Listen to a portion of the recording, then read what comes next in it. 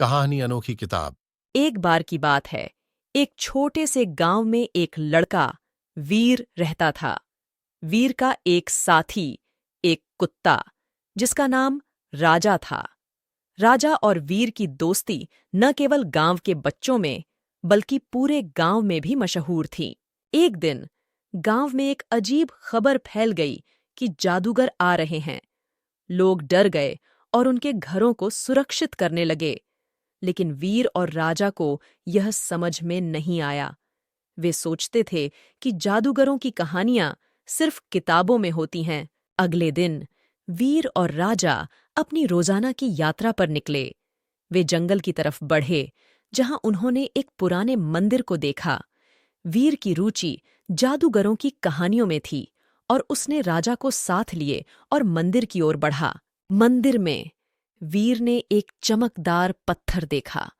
उसने उसे उठाया और उस पर हाथ फेरा। तभी कुछ अद्भुत हो गया।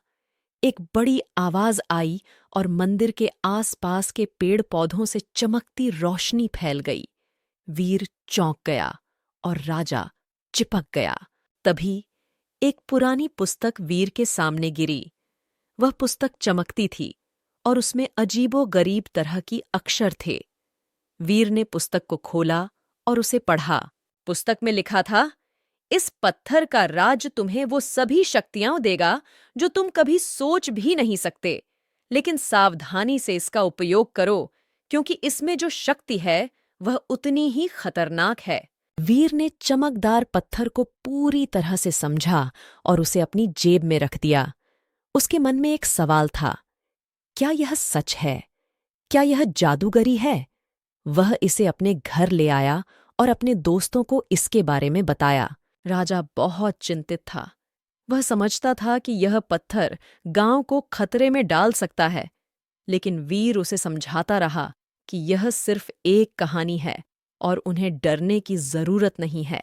एक दिन गांव में एक घटना हुई। वीर ने इस पुस्तक की मदद से गांव वालों की मदद की। वीर ने अपनी समझदारी से कहानी को सच